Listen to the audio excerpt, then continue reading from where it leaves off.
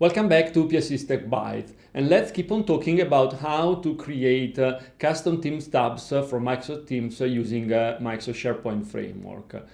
Keep in mind, first of all, that you need to use at least SharePoint Framework version 1.8.x. And today I want to talk with you about the Teams context object that we have whenever we create a client-side web part which we want to use to extend a team tab in Microsoft Teams.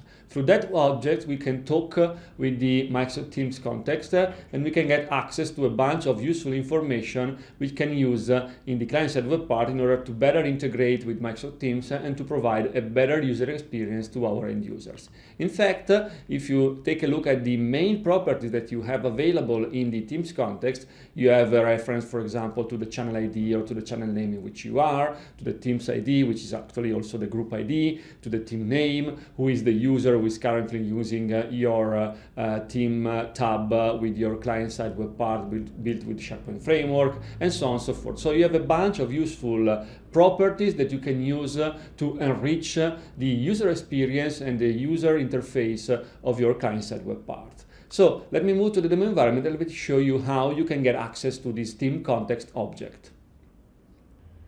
Here we are in Microsoft Teams, and here I have a custom client-side web part built with SharePoint Framework and hosted in Microsoft Teams.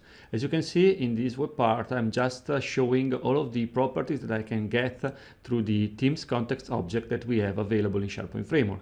And you can recognize information like the channel ID and the channel name or the relative URL of the channel, as well as, for example, the group ID or team ID, where my client-side web part is hosted, and right now it is hosted in the web client.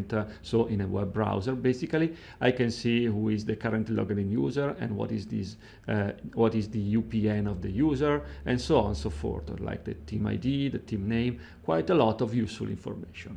How can we get access to those informations in a client-side web part built in SharePoint Framework targeting Microsoft Teams?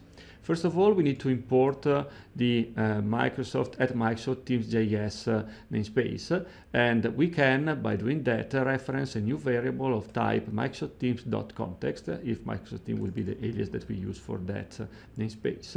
And this context object will be the entry point for all of those information. In order to get a reference to the team context, you need to get through the context of SharePoint Framework access to the Microsoft Teams property, and you will have to invoke the getContext method, which will give you back, if any, an instance of the team context. For example, here I'm using a React component, so I configure the properties of my React component to accept an instance of the team context by declaring the same and importing the same namespace in the props file, TS file. And when I create an instance in the render method of my client-side web part of the React component, I simply provide an instance of the team context that I created in the onInit method of my client-side web part. On the other side, in the React component, we can simply access to the properties of my React component, the Teams context, and all of the properties that I have available in the team context. And as you can see, this is the whole list that we were showing and browsing also in the UI of Microsoft Teams through the client-side web part. By doing that, you can, for example, get the team ID or the group ID and make a Microsoft Graph request using that ID in the URL of your REST request, or any other kind of operation that you want to do, leveraging this rich set of information about your current team context. As usual, thank you. I hope you found it useful, and I'm really looking forward to seeing you next week. Thank you.